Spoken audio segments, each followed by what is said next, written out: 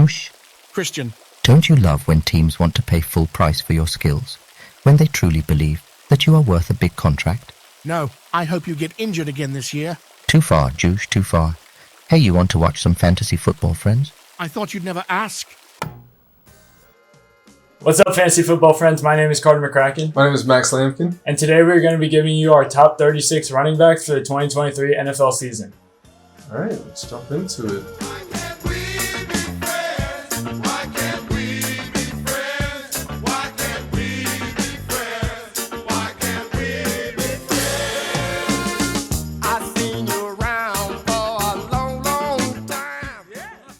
Running back is my favorite position in fantasy football for sure.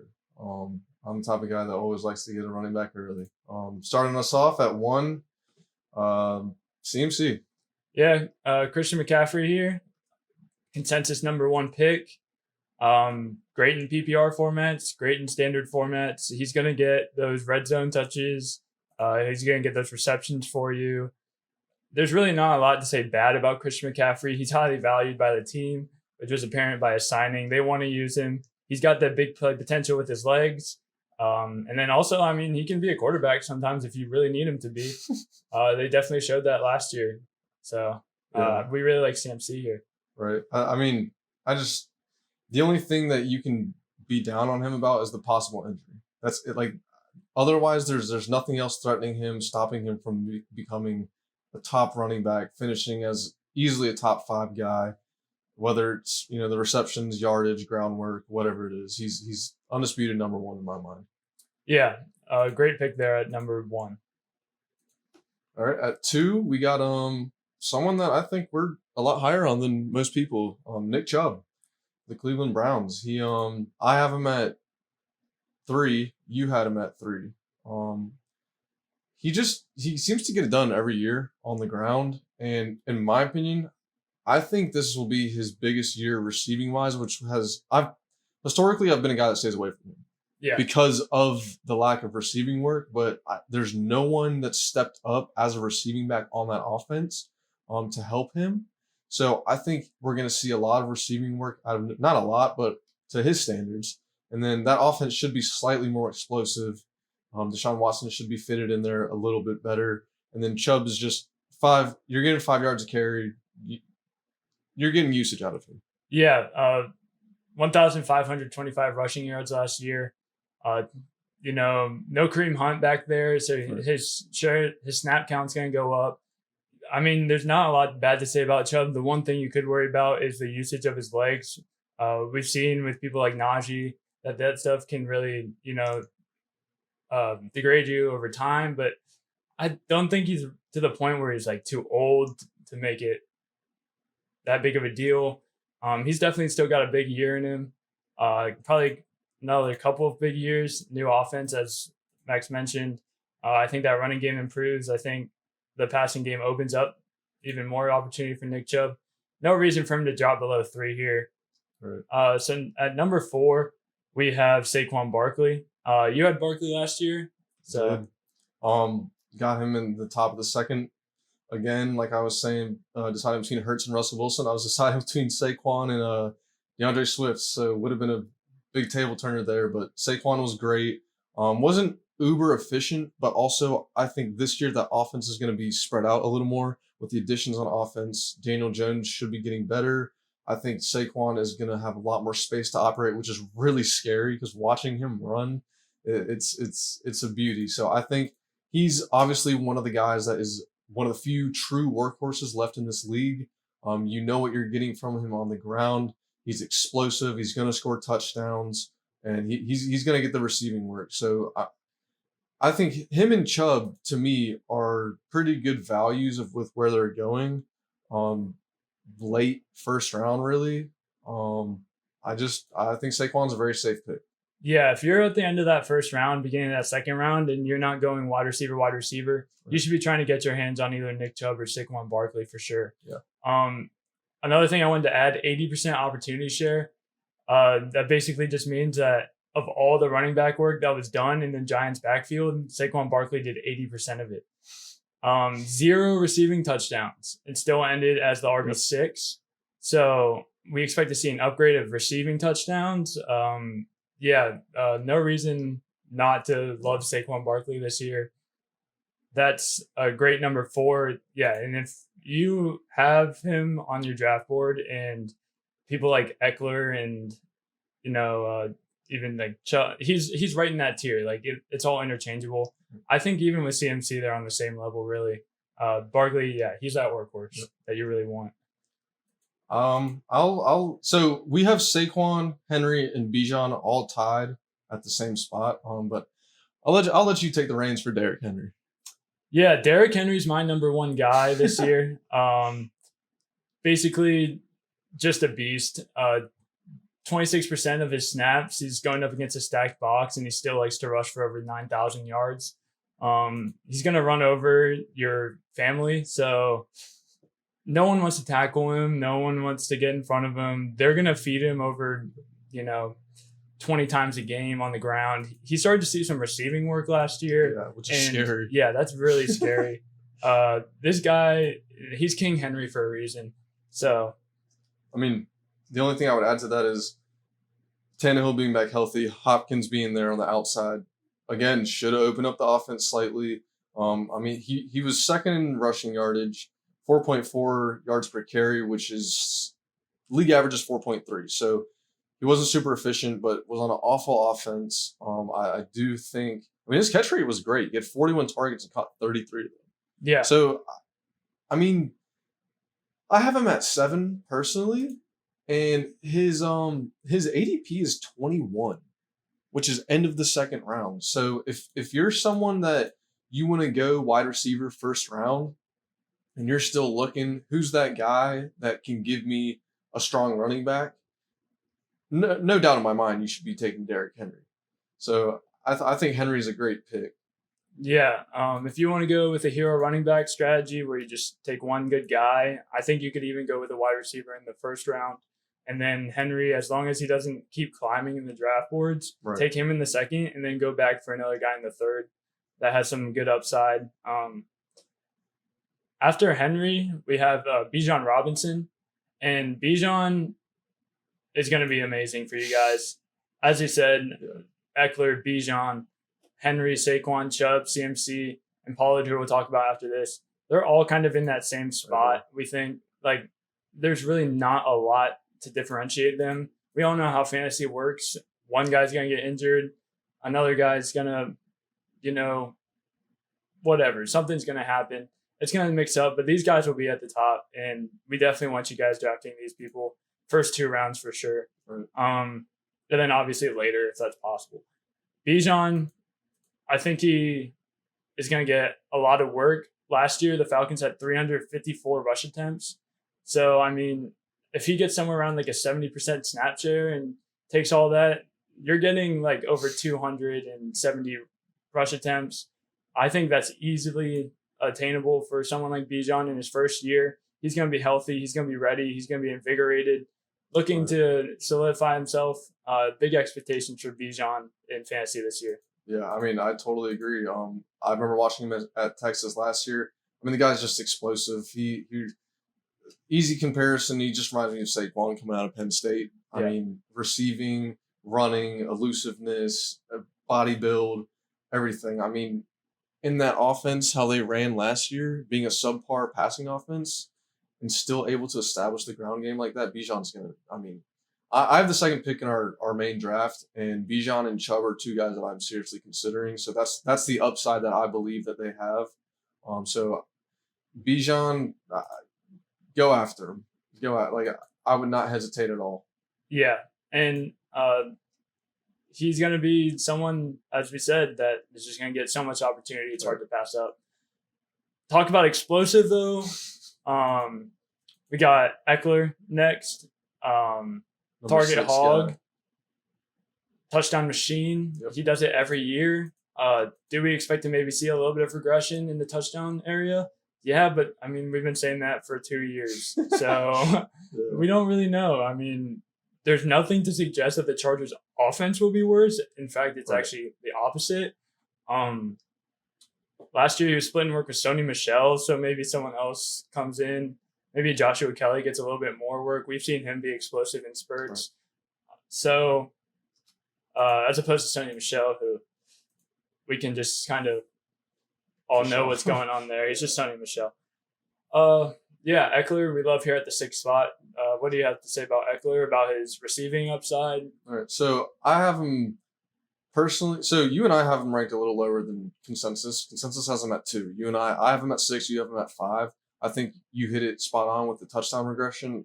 It feels imminent, like it has to happen. Obviously, Austin Ekeler, he gets it done. But I think the one thing we mentioned before we started this, 128 targets last year. That's not going to happen again. But his he averaged less than 7 yards per catch. So his efficiency, I think, can make up for that. But the sheer volume, I don't see him replicating that receiving work. But Ekeler, again, this top tier guys, it's take your guy. If you have a guy that you like, take him, and you got to feel good about it. So I don't have much more to add than that. Moving on to our number 7 running back. He is the last guy in our top tier of backs, Tony Pollard. So I had him at 5. You had him at 7. Consensus has him at 7 also. So I'm a little high on Pollard. I had him last year. 51% snap share last year. Zeke gone. If that goes up to 65%, let's say, I mean, he's going to explode. I think Pollard's going to be great. I think only 39 receptions. He has to have more than that. And playing in a PPR league, I think Pollard has great upside. ADP at 19, so you're looking at mid-second round. I'd be comfortable with taking him around the turn area in the 2nd round. With that snap share going up as well, I don't see any reason not to like Pollard. He had 15 yards or more in about 6% of his carries last year, which doesn't sound like much, but if you watch him play, I mean, you can just play. Yeah, and you can just tell like something about him. He's got that energy. He brings a lot of energy to that Dallas offense, and I think we foresee a lot of parts this year where that passing game isn't exactly playing like they are accustomed to, and they lean on Pollard a little bit. He just breaks one down. We've seen it in the past.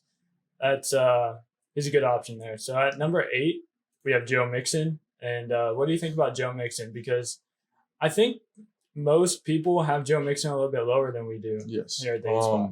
You and I both have him at 10. In our individual rankings, consensus has him at 12. I know you have a personal vendetta with Joe Mixon from last year. He had about 50 the something. Panthers game. Yeah, 50 plus. I lost count at like 40. Right. But Mixon, I do think, looking at his ADP at 37, you're looking at bottom of the 3rd, top of the 4th. I think he's great value. He is still that workhorse level, modern day workhorse level running back.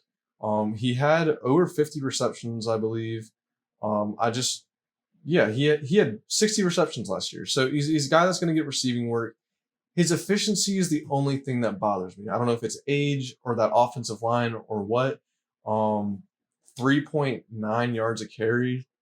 Yeah. Obviously subpar to what the league average itself is.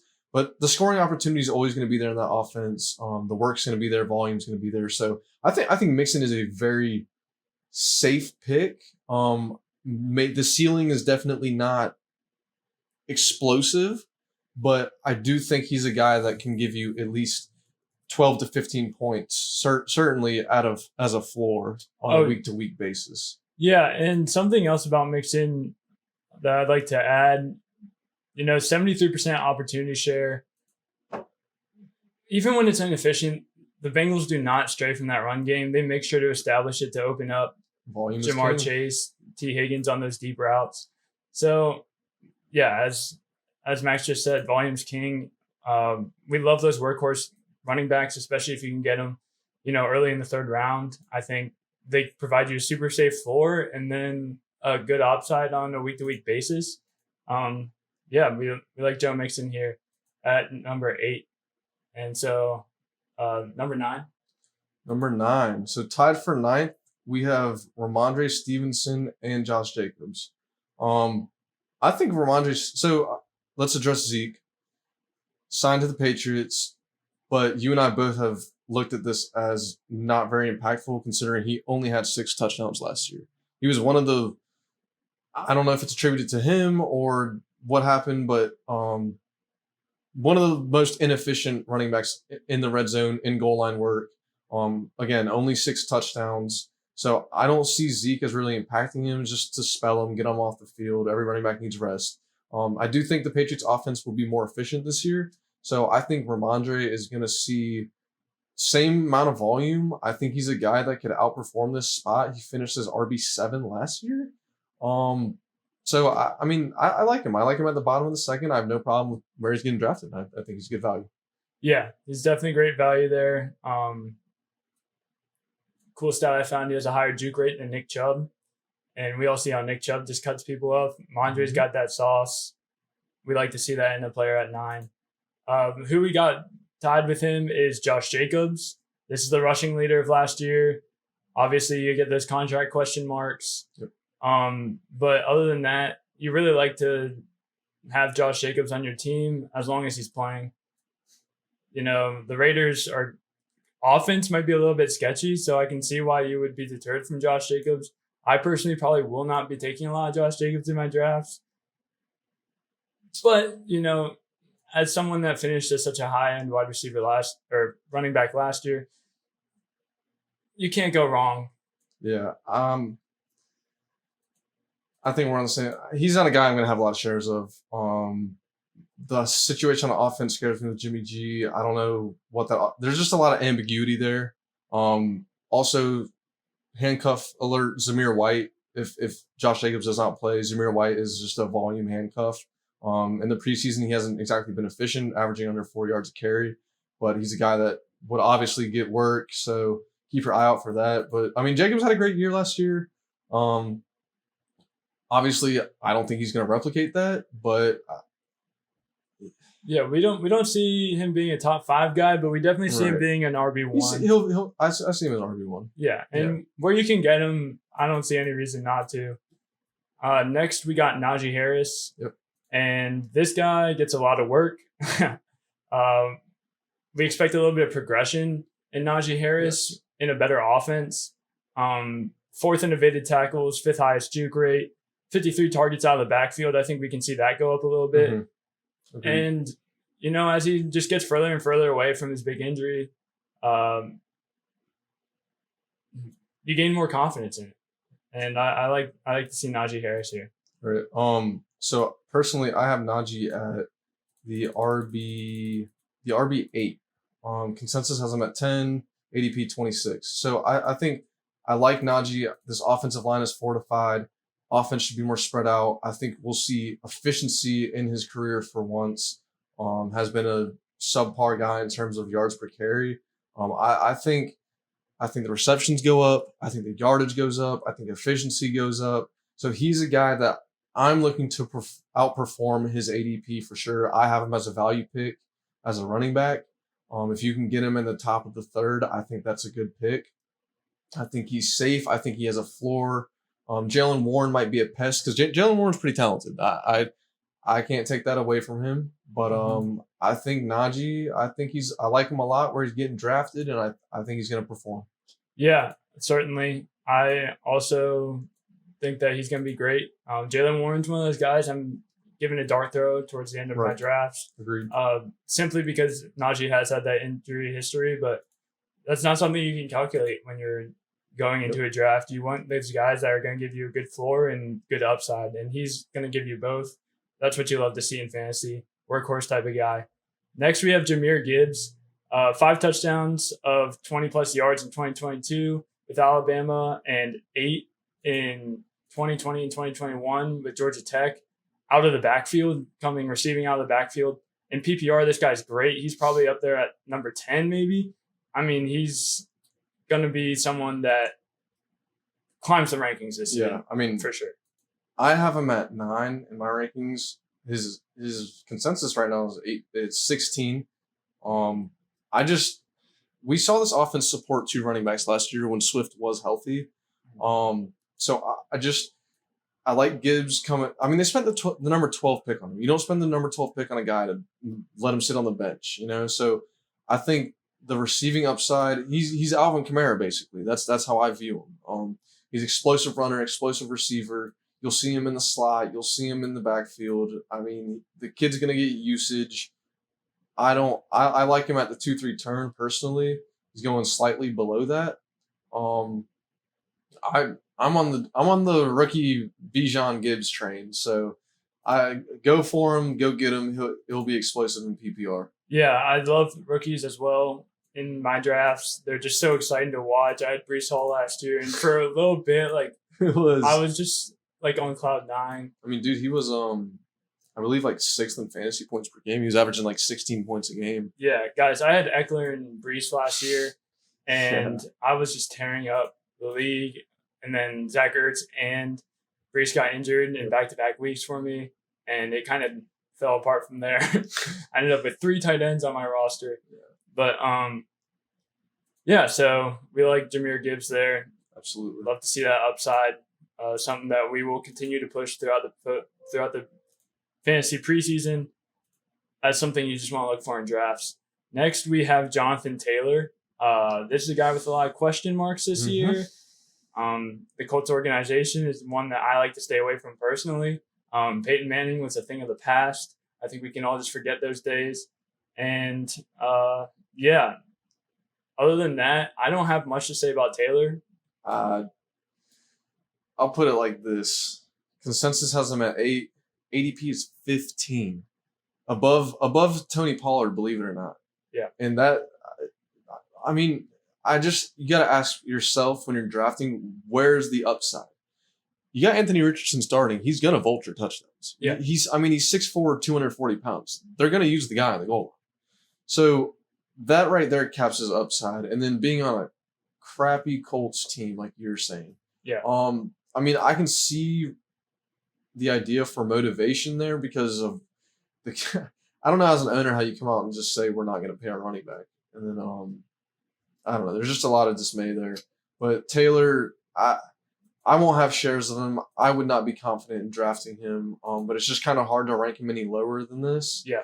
But Jonathan Taylor is a guy that we might see good form. I just think the upside is capped. Might be very disappointed drafting him in the second round. Yeah. And as well, it's Jonathan Taylor. So, yes, he's on that bad team. Yes, the situation's not favorable. We don't have him too low. It's just that we see other people with a little bit more upside, a little bit of a better situation going on. If you can get Jonathan Taylor at the end of the second round, I'm not opposed to it. If you can get him at the top of the third, he's in that same category as, Rhamondre, Josh Jacobs, Najee, Jahmyr Gibbs. I think he's right on that tier cusp. Maybe the next one, but he's been in wide receiver or running back 1. So, Jonathan Taylor, that's where we got him, number 14. And I don't think there's any reason for him to change. So where's that 13? 14. So, okay. Number 15, we got Travis Etienne. I can't say Etienne. I don't know. Etienne's weird to me. He's not a guy I get really excited about. Jaguars offense is going to be explosive. We talked about that with Trevor Lawrence. But Bigsby, I mean, in the dude, he's going to get some goal line. He's averaging well over 5 yards a carry. I know it's preseason and it's not something to go crazy about, but if a guy looks good, a guy looks good. Right. And I mean, they drafted him in the 3rd round, I believe. So, draft capital matters. So, I mean, you draft a guy high, you're going to want him to play as an organization. But also a question mark for me is Etienne didn't the receiving upside that we saw in college that excited everyone. It wasn't there last year. I mean, 35 receptions for 316 yards. I mean, no receiving touchdowns. So, I mean, would that mean that he has room to grow there? Maybe there is that upside, but with Calvin Ridley coming in, right? With Evan Ingram, it's very cloudy. I feel like tight end, and Christian Kirk. There's a lot of receivers there that are very valid. Trevor Lawrence likes to throw it. Lots of mouths to feed. So another thing to me also is you got to look at the guys that you can take around him at his ADP at 30. I mean, there's way too many options when the upside in a guy isn't there and you're drafting him in the mid third. Yeah. You know, I mean, there's guys like T. Higgins around him, Lamar, Jahmyr Gibbs is 34, Joe Mixon. Those are all guys that we have ranked above him right now. Right. So I just don't see the real upside or excitement with Etienne. That's all I got for him. Yeah, certainly a small guy as well. So Right. we could see some injuries there. We've seen it in the past. So yeah. Next we have Aaron Jones, and it's probably one of the hardest running backs that we've seen in the past 5 years.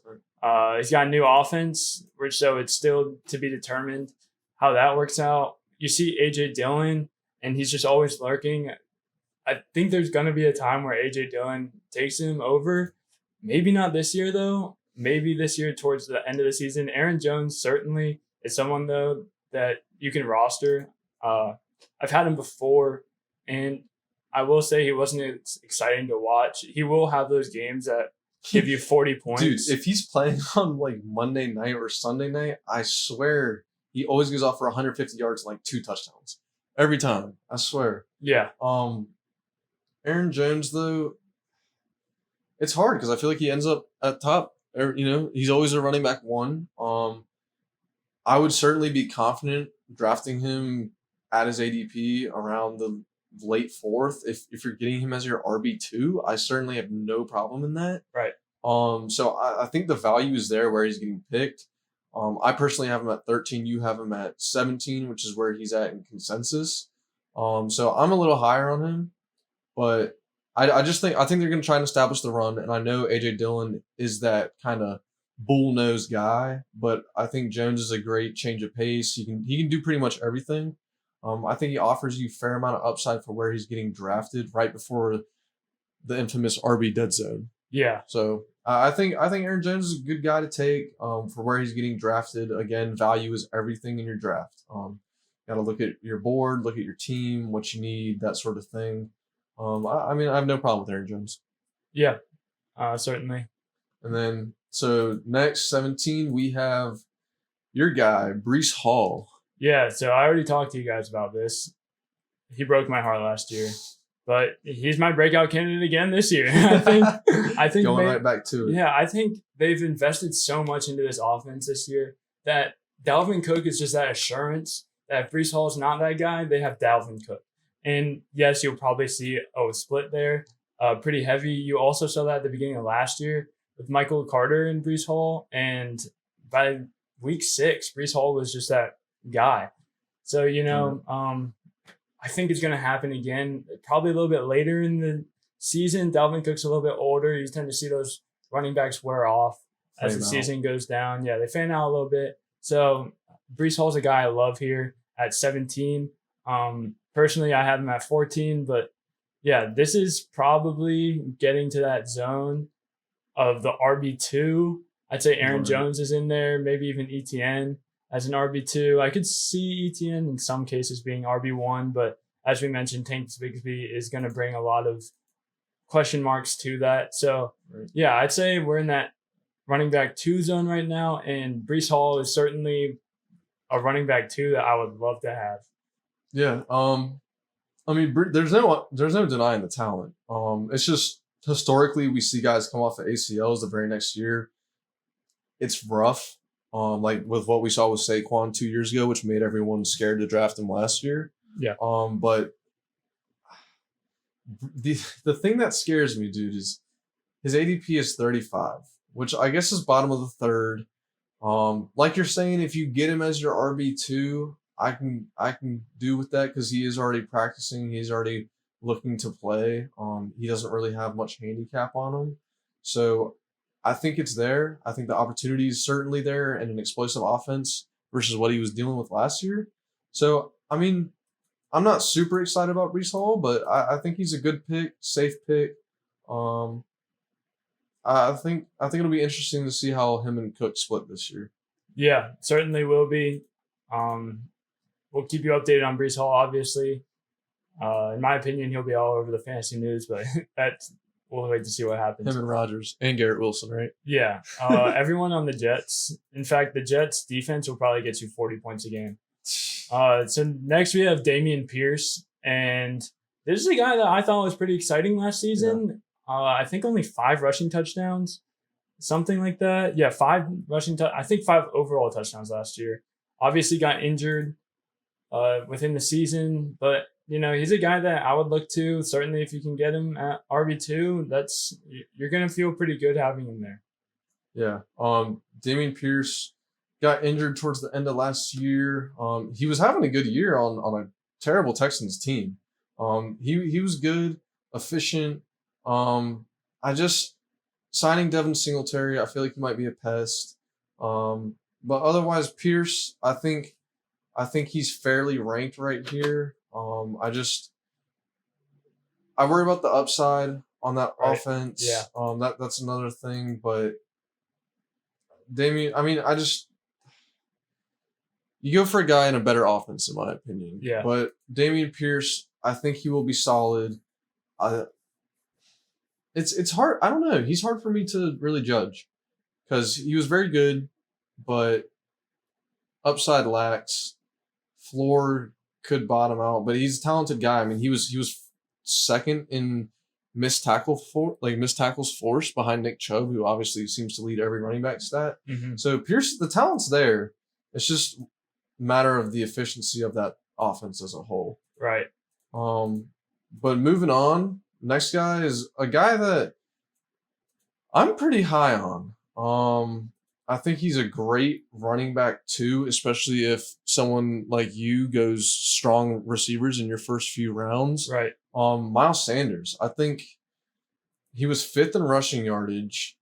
Yeah, a lot of people won't even know this or think about it, but 1,269 rushing yards last year. Yeah, I mean he looked good, and he always seems to average close to 5 yards a carry. Very efficient player. I think the big thing for him this year is going to be his usage out of the backfield as a receiver. I think he's going to get more receptions than we've seen. Obviously, Jalen Hurts doesn't throw to his running backs much because he usually just tucks and run, which is great for Hurts owners, but the running back not so much. He only had 20 receptions last year for 78 yards, so almost none of his production came from his receiving. But Miles Sanders, I think he's going to be a focal point of that offense. We saw what Deontay Foreman did last year. I think Sanders is going to be a juice to that offense. He's going to be explosive. I like him. I really like him where he's getting picked. I think he's a great value. So I have no problem with taking Miles Sanders as your RB2. Absolutely. And I think we're still in that range, that RB2 range, with decently high upside as well. Right. Pierce, a guy with a little bit more of a floor you're looking at. Sanders, definitely a guy with more of that upside. And a guy that I really like here with some upside is Kenneth Walker. For pretty obvious reasons, he's been really good at times. Watching him's fun. That's one thing that I like to emphasize on my team. I like to have fun when I watch my guys. Kenneth Walker, he's one of those guys. They took Charbonnet in the second, and we all know how Pete Carroll runs that offense. Back when they had Chris Carson, he seemed like he was going to be the guy. And then Pete Carroll is just out there in the news saying, oh, yeah, no spots ever secure. He didn't really get the work that he wanted. He had some weeks. So Kenneth Walker does give me concerns as they took Charbonnet so high. Right. Second round, dude. That was very surprising to me. Yeah, I don't think it was needed, but we all know Pete Carroll. He's going to do Pete Carroll things. He likes to run the ball. So, he wants to have that second guy, but great throwback on Chris Carson, man. I had him 3 seasons in a row in fantasy, and I swear the dude always delivered. It was really unfortunate how his career ended, but great running back. But anyways, Kenneth Walker, you're a little more bullish on him than I am. I have him ranked as 23rd. You have him at 13. I can see he's one of those guys, wide range outcomes. Yeah. I think, like you said, he was great when he played. The only thing that worries me is a 38 ADP. That's just awfully high to me. We're talking top of the 4th, especially with so much risk. Yeah, there's just so much unknown there with injuries. Charbonnet, Seattle's offense. I mean, it's just that seems like a really high price to me. I'd be comfortable taking him in the top of the 5th probably. That's just my personal outlook. But Kenneth Walker is a guy that's efficient on the ground. Hopefully, he can give you more receiving work, but I personally don't see the value. Right. And as we're talking about right now, there's a lot of guys with value and a lot less question marks in this range. So if you're looking for extreme high upside, I think Kenneth Walker provides just that explosiveness. But over the course of the season, I don't see it as much. I mean, not to cut you off, but looking at 38 ADP, you got Calvin Ridley, Debo, Aaron Jones, Dameon Pierce. Those Miles Sanders is even farther below that, but Keenan Allen. I mean, Amari Cooper. That's a guy that we're big on. Cooper, I just those type of guys I'd be so much more confident in taking on my team than Kenneth Walker. So right. I think you always have to keep that in mind of who's there.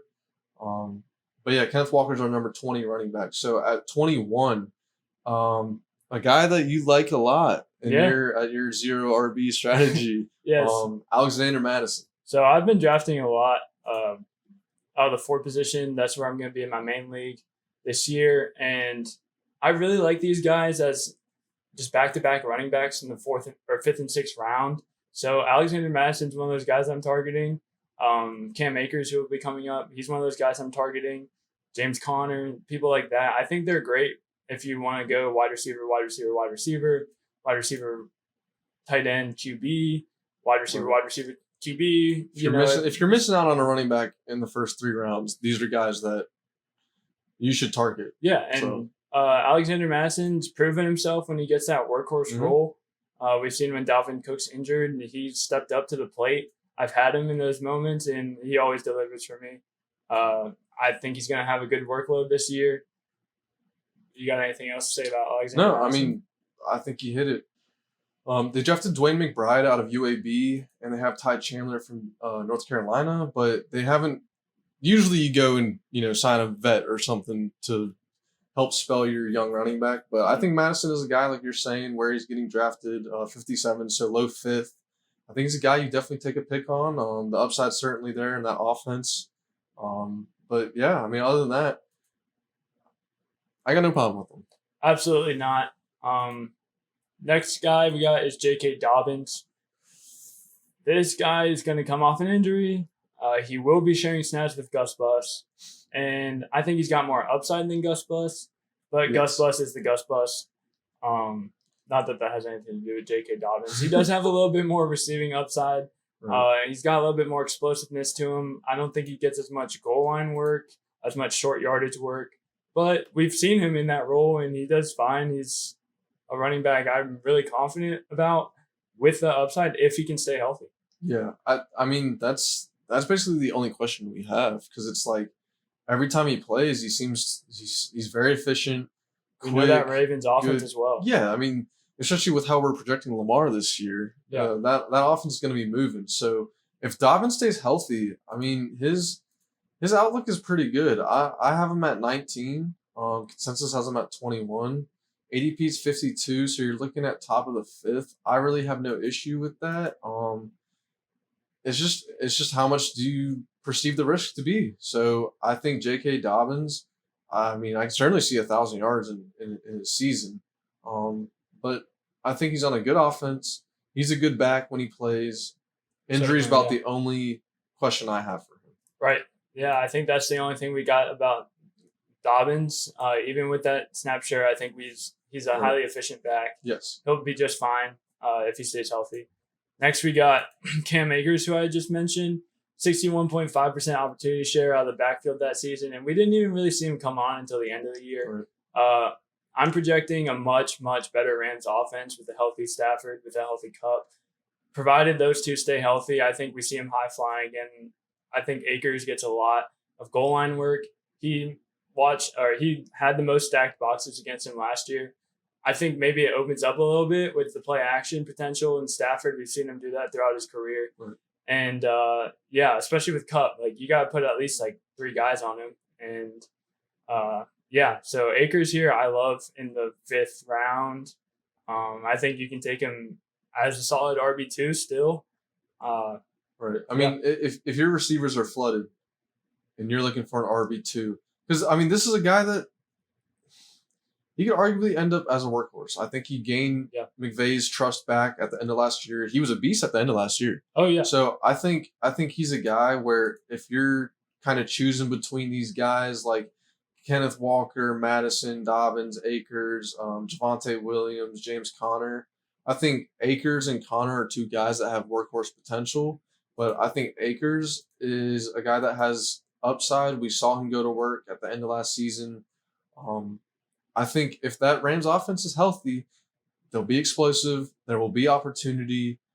I like Akers. I think he's a guy that could finish certainly above where we have him ranked right now as the 23 running back. Yeah, I think we're just covering ourselves a little bit here. Right. I love Akers. I'm taking him in almost all my drafts. If he's there in the 5th round, beginning of the 5th, and even if he falls later, obviously I'm taking him there. Next, we got Javonte Williams. And me personally, I really like this guy. Mm-hmm. He was doing real well last year. He was basically living up to his expectation. He's got that receiving potential. We saw him start to take more and more snaps. And he's got a high upside where you can get him. He's one of those guys that, how we mentioned earlier, the top always switches up. He's one of those guys that could creep into one of those top positions. Good running team always. Good competitive team. 17. I don't know what I was saying there, but I think I was looking at the wrong notes. Yeah, that's all I really got on Javonte Williams. And yeah. So Javonte last night in preseason had 4 receptions for, I forget the yardage total. I believe it was 18 or 20 or something. But just to see him get that work already coming back off the big injury, I think that's big to see that, first off, the team's not scared to use him. And second off, he's operating out there. So, yeah, I mean, like you're saying, he's a guy getting drafted as the RB24 right now. That seems to be like his floor. I don't see him. I certainly see him finishing above that. So I think, like Akers, I think we're kind of safeguarding ourselves here. He's a guy that can certainly move up the rankings. And if we're looking at a Sean Payton revival in Denver, Javonte's certainly going to be a benefactor of that. Oh, yeah. So I think Javonte Williams, good upside if you're looking for a guy, again, as an RB2 or even creeping into your flex. If you had Javonte Williams in your flex, yeah, dude, I mean, I'd be more than pleased with that. So I think Javonte Williams is a great pick for where he's going. I think he has great upside. I think, because you got to look, guys, like we're saying, value. We're going to mention this over and over in all of our casts, all of our videos. If he's getting drafted as the RB24, do you personally think he's going to outperform that? Right. That's how you got to look at it. And obviously every draft is different, but just look at where players are going relative to where you think they're going to finish. So that's the one thing I would keep in mind. This is certainly great return on value right here. Yeah. Moving on to my guy, Alvin Kamara. Yes. I know I get probably a lot of disagreement. People, dude, I mean, I think I've had him 3 or 4 times in fantasy now. Had him last year, obviously didn't return on the first round investment, but he was great in the playoffs for me, which kind of warmed me back up to him. He had so a great I schedule. I remember trying to trade for him right before the playoffs started. So I think with Derek Carr in there, the offense is going to be better. Obviously, he's suspended the first 3 games. So I would look at it. If he slides in your draft, go get him. Because do you remember the Raiders game from last year? He had like 3. He had 5 receptions, but he had 3 touchdowns or something, dude. I thought they had figured it out with him, and then the next game, of course, Dennis Allen didn't use him correctly. But I think the offense will be better. Kamara's so explosive, dude. I mean, he's ready to pop at any second. Personally, my favorite running back in the league. So I might be spitting a little bias here, but Alvin Kamara is a guy that I think you're getting at a discount right now. I would not be scared to go get him if you're drafting him as your flex guy. For when he comes back, I mean, if you already have 2 running backs in place and this guy's coming back into your lineup, like that's great value to me. That's a great team you have. So I have no issue with Alvin Kamara this year. I think you're starting to see him fall too because of the beginning of the year, but realistically, if he was going to be here in the beginning of the year, we'd see him way up there in the rankings. Oh, yeah. One more thing I'd like to add is that obviously Chris Olave is going to be that target, but Michael Thomas is a big question mark. You don't know where all those targets are going to be, and we've seen Kamara be that absolute beast out in the receiving game in the past. Yeah. I think he could revive in that. Derek Carr likes to go to his guys. We saw that last year with Adams. We saw that with Hunter Renfrow and Darren Waller in previous years. So, yeah, I think Alvin Kamara has a great upside, especially where he's being drafted right now. If you have some security in the beginning weeks at the running back position, he's definitely a steal that I'd be looking for. Yep. I'll leave it off with this. I am high on Kamara, but his efficiency numbers were down. But that offense was also just not something that was good to look at. Don't worry too much about that. Yeah, I mean, like you said, he's the guy I would personally go after, especially if you have security at the running back position. When Taysom Hill is leading your fantasy team, you know something's going on. Right. So moving on, tied with Kamara, we have James Conner. I think this guy obviously plays on the worst offense in the league. I'll say it right now. I think they're going to be the worst offense in the league. Yeah. He's an anti-Cardinals fan. Yes. Until Murray comes back, that'll give them some explosiveness. But James Conner is a guy that we're looking at as someone purely volume based. He's going to get receptions out of the backfield. He's going to get all the carry. I mean, I don't even know who the RB2 is there right now. But James Conner, I think he's a guy you can take a late flyer on. Not late flyer, but, guy's 6th round.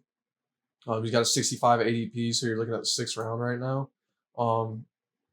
I personally won't have any shares of him. I like to draft guys that are on good offenses versus bad offenses. I feel like it's just very frustrating because you're going to get those games where he puts up, 5 points, and it's like you got 15 touches in the game. Yeah. But I have nothing more to say on James Conner. That's about all I got. Yeah, Conner for me is a guy that I think could give you a couple touchdowns. That's kind of what you're looking for in him. Touchdowns and he's shown that touchdown upside in the past. So I'm not too confident taking Conner, but if you're in a crunch, I think he's a decent option to go to. I like this next guy a little bit more if you're in a crunch, especially for some upside.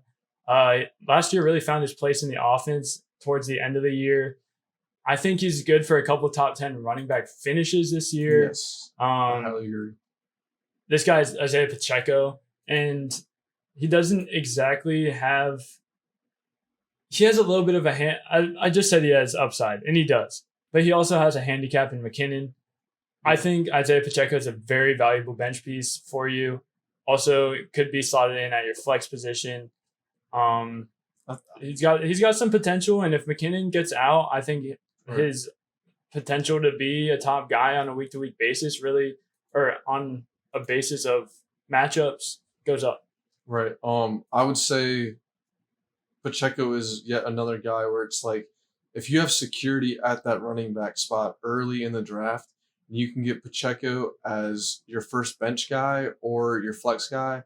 I think great point with top finishes on a week-to-week basis because he's a guy that can pop at any moment. If they're down on the goal line, he's getting the ball. Yeah. McKinnon, he's getting the receptions. Pacheco's going to get the groundwork. Well, granted, they don't run some type of crazy. As a Chargers fan, he's seen a few things. Granted, they don't play Ring Around the Rosie before they get the touchdown. But he's a guy getting drafted around behind James Conner, 16 picks behind Javonte Williams. I know we like Williams, but value. So I think Pacheco, I think he grows even more. Absolutely. I think we were talking about just if we were defenders trying to tackle that guy, he just runs angry, runs hard. He's got heart. So I think Pacheco will produce. I like him where he's getting picked. A guy that, again, could soar up depending on injuries or if his usage goes up. Because McKinnon is getting old. He's over the the 30-year age Hill. And I think Pacheco could really usher in there, and he's explosive on an explosive offense. So he's a guy I'm pretty confident in. Yeah, you've seen that offense. There's a couple of times last year, even in the playoffs, where Pacheco was really that start for them. He was that guy. Yeah, they had slow starts, and then Pacheco breaks 3 in a row for over 10 yards, and then all of a sudden Kelsey's going. So they're going to use him. I really like Pacheco here where we got him. If you can get him in your draft in the 6th round, I love that pick. Next, we got a guy with a little bit more security volume-wise, and someone that is in a more questionable offense. I do like the fact that he will have a lot of attempts this year. Rachaad White, last year, only 58 targets. I think that goes up. 129 rushing attempts. I think that goes up as well. And as a guy that you could get as a flex that could potentially be a high-end running back 2 on weeks, potentially break that spot if he gets a couple of touchdowns. I like him here. I mean, there's a lot of guys in this range that could service as valuable fantasy pieces to your roster. I think Rachaad White's another one of those guys. I think so we're obviously below the RB2 range now at 28, but I think Rachaad White, I mean, you and I both have him ranked as our 28, consensus at 29, but I think he's a guy that, like you said, 129 rushing attempts, he's going to blow that out of the water this year. Yeah. I know they got Chase Edmonds there, but Edmonds, I mean, he wasn't very good last year.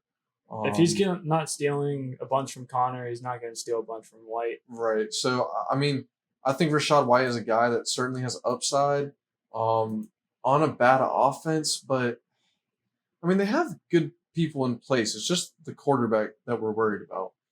But I think Rachaad White, we saw Leonard Fournette really decline last year. Yeah. Was kind of surprised they didn't use White more, but when they did, he seemed very efficient. So I think Rachaad White is a guy that if he's fallen to where we have him ranked, I mean, I'd certainly be happy with him as my RB3. Even a guy that has, like you said, RB2 upside. So that's a guy that I'm looking for in my draft. He's got the upside, he's got the opportunity, he's got the skill. Not much more you could ask for there. Right. The 20, I mean, 28. Yeah, like you're saying, we're looking at the number 28 running back. You're not getting a workhorse here. So it's all about who's getting volume, who's got opportunity, who's young, who's fresh.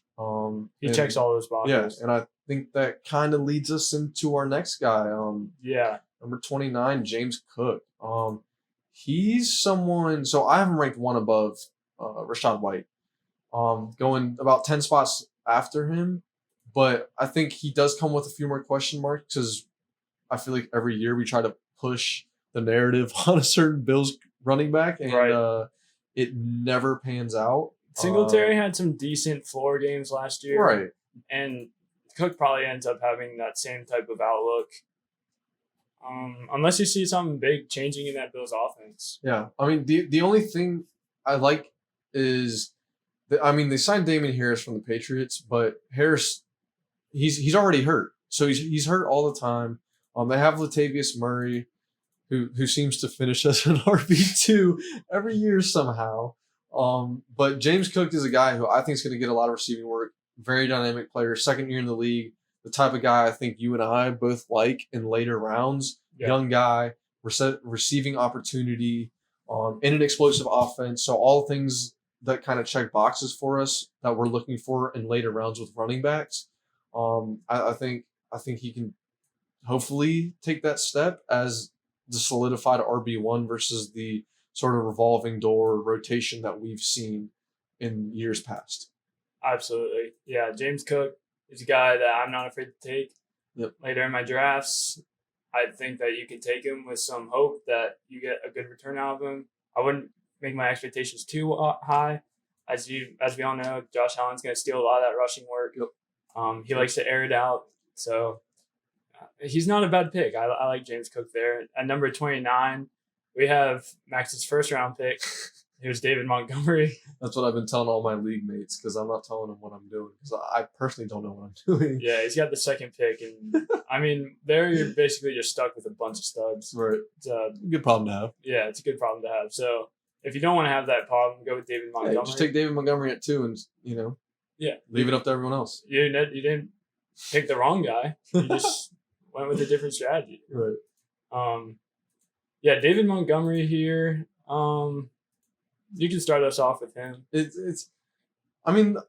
When we were talking about Gibbs, the Lions did support 2 running backs. I mean, we saw Jamaal Williams lead the league in rushing touchdowns. He had over 1,000 yards. I personally don't really care to draft Montgomery just because that upside is not there. But they signed him to a 3-year, $18 million contract. We know what's going on with running back contracts right now. So I think if that does indicate that they do plan to use him, obviously, kind of as a thunder lightning thing with Jahmyr Gibbs. I personally don't have an issue with Monty. It's hard for me to see him having any upside because he's never been a super efficient back. He is a good pass catcher. That's actually. very true. Yep. But the upside's just not there in the later rounds versus a guy like Cook or Rachaad White. David Montgomery's just kind of vanilla to me. He's not someone I'm really targeting. Not big on him, not low on him. Yeah. He is what he is. You know what you're gonna get. Yeah, very well put. That's what I would leave it at. Yeah. Next is DeAndre Swift. This is someone very polarizing. I'm like, he's in my rankings. I mean, we've seen with high usage with DeAndre Swift that it could cause problems for him. It has in the past. So maybe being on this Philly rotation brings up, we know he's hyper efficient. Right. Maybe it just decreases his injury downside. They don't pass a lot out of the backfield or into the backfield, I guess. And then they also have Jalen Hurts, who's going to steal some of that goal line work. He's going to steal some of those big runs that you want out of your running backs. I'm not low on DeAndre Swift. There's a lot of uncertainty. Yeah, a lot of things working against him. You know that you're going to be rotating people in and out. Right. If he can come out as that number one guy they go to on the goal line, like a Miles Sanders last year, where he actually got touchdowns as opposed to 2 years ago, Right. He's someone that you definitely want to keep your eyes out for. Maybe even someone that if he performs well in week 1, you just go out and try to trade for. Right. I could certainly see that happening, whereas people still don't know what he's going to do. I think if he gets that touchdown work or that goal line work, gets maybe a touchdown in the beginning weeks, I think he's someone that could be high value. Right now, too much question marks to put him any higher than this. Right. Too much talent to put him any lower. So next we got Jamaal Williams. This is a guy last year, 17 touchdowns, over 1,000 rushing yards, RB7. We expect much better than that? No, we don't. He's not much of a receiver. He's not going to get as many touchdowns as he did last year. Crowded backfield, too. Crowded backfield. Unknown offense. I don't think they're going to be that bad with Carr. They're not going to be the Lions. There's got to be progression there from last year, but yes, it's not going to be as good as the Lions were last year. I think if you're looking for a guy in your lineup that can provide you if something happens in your lineup and you need someone, Jamaal Williams can obviously fill those first 3 games with Kamara being out. They do have Kendre Miller from TCU. He's going to take some carries too. It's going to be a crowded backfield, ambiguous offense, not too sure what to expect. But I think you hit it well. You're going to see regression in the touchdown area. He doesn't get much receiving work, and he's not necessarily efficient. I think he was a little overrated because of that touchdown count last year. Again, RB32, you're looking at a mid running back 3, so it's not a guy that's real high or anything. His ADP is 98, so you're looking at the top of the 9th, bottom of the 8th, which is about where he got drafted last year. So, I mean, guy with not much upside. There's a few other guys that excite us a little more than that. Right, especially in other positions at this point in the draft. I think that you can find a lot of value at wide receiver. Yes. Even maybe tight end. You could find a little bit of value. That weights there. Yeah. Someone like an Evan Ingram type of thing. I would say this next guy is someone that excites us a little more than Jamaal Williams does. Yeah, and someone we talked about a little bit earlier as well. Yeah. In a new upcoming offense, obviously the question at quarterback, AJ Dillon, we've seen him be efficient in his touches, but it's a matter of how many touches is he going to get. I think he was a little disappointing in the beginning of last season, but he really came on strong. 85 ADP right now, so you're looking at bottom of the 7th, top of the 8th, which is really fine with me. I think that's slight discount. I think he's another guy that we're looking at right here. Ranked 33rd, I think he can finish above that. Yeah, certainly.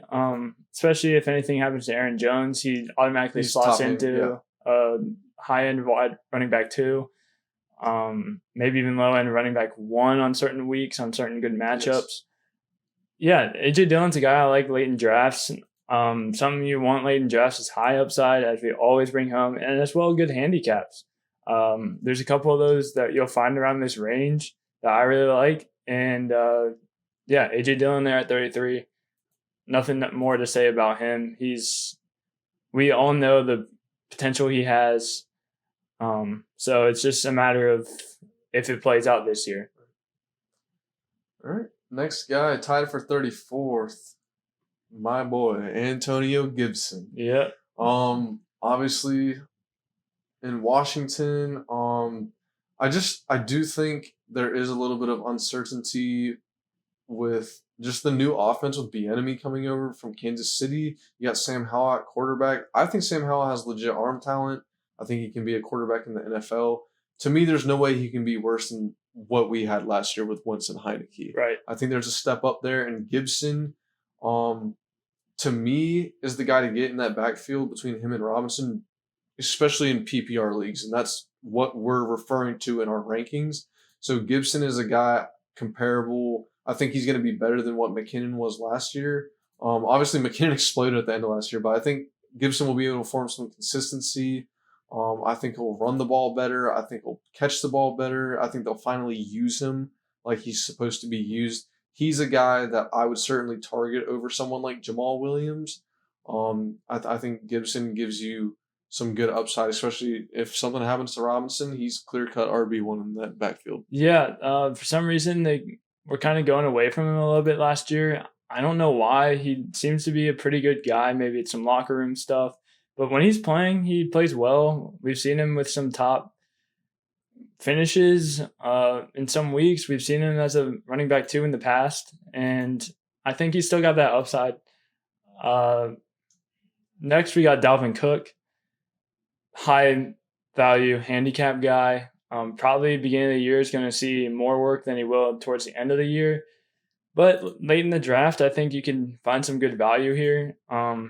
At his current ADP, I don't really like him. Yeah, 70 ADP. That's 6th round. For a guy that's going to be splitting carries and was brought in as the vet.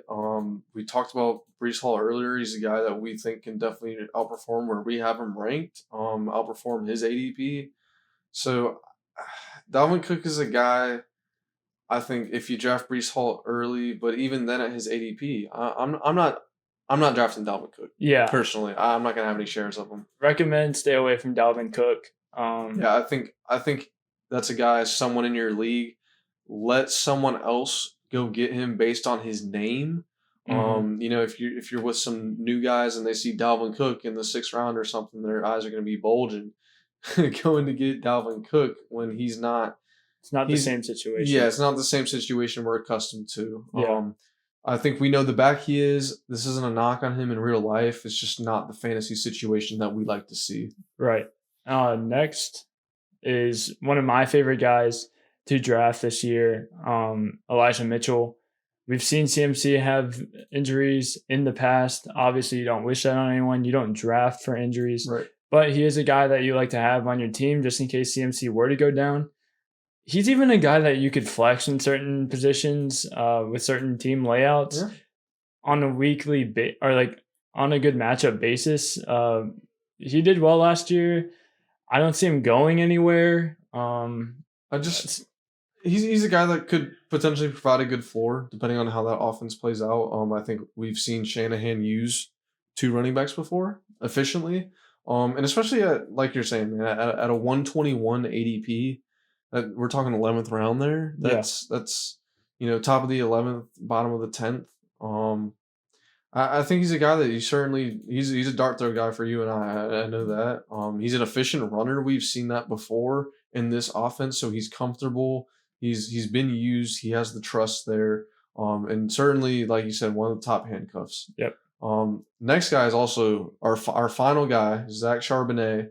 Mm-hmm. Also another guy I know you really like. Yeah, we mentioned rookie running backs earlier. Charbonnet is one of those guys that you just really like to see with that upside. Kenneth Walker, we talked about, will probably be the primary running back, right, but he's not going to be a workhorse in the common sense. He's not going to be someone that gets as many carries as you'd like as an owner, and that's mainly due to Charbonnet. He's got a good profile. They drafted him again in the second round, so they have good plans for him, and it's frustrating as a Kenneth Walker owner that Zach Charbonnet is here. Right. He's a guy I could see poking into the low-end running back 2. Maybe if the split, he's going to be someone we're going to have to monitor. Someone you definitely want on your team if he starts getting a good workload. So Charbonnet here to round out the draft or our rankings. I like him there. Yeah. I think he's a guy, again, 101 ADP. So you're looking in the 9th round. I think it's interesting. It's almost like, and again, you don't draft for injuries, you don't project for injuries, but through training camp, we've already seen both of them get hurt. Both of them miss time. So it's almost like who's going to play, and whoever plays is going to be the guy that you want. I certainly would not draft both of them because that would be a pure headache. But I think Charbonnet, if you want to take him as your RB4, RB5, I have no problem with it. 2nd round pick, as Carter said. So the investment's there. We saw the talent at UCLA. I think personally it's a backfield I'll be staying away from. We don't know what it's going to look like, even though Kenneth Walker was great last year, and that's what's so surprising about it. So I would stay away from him. We are talking RB36, so it's not a huge investment. But that's it, guys. So that is our top 36 running backs for the 2023 NFL season. That is a lot of running backs for you guys. A lot of information to take in. If you guys have any questions, we're always available to interact in Discord or in the comment section. Yeah, absolutely. And this is 3 rounds worth of running backs. So some of these guys at the end are going to be dart throws, and as we said, you're just going to want that upside. Yeah. And I'll end things off with saying, like you said, dart throws. We'll be doing another episode on guys that have ADP lower than this, that are kind of guys that might have the upside. We see it every year. You see it every year with the guys like Isaiah Pacheco from last year is a guy that comes to my mind. Yep. He was going much later than RB36, but he's a guy that can win you your league, give you 30 points when most people are getting hurt, and he's just now getting into the offense, getting warmed up. So we'll be doing an episode on that very soon. Thank you guys so much for watching today. Please like and subscribe if you enjoyed our content. Also, comment down in the comment section below if you have any questions about fantasy or about anything we just said. We will happily respond to any of those. We have a Discord chat as well if you'd like to connect. We're on TikTok, Instagram, and Twitter if you want to follow us there for some more content. We will be posting on YouTube a bunch, and a lot of that's going to go onto those types of socials. So share with your fantasy football friends. Join the community, and let's grow this thing. Let's make it big. I hope you have a great day, and thank you again for watching.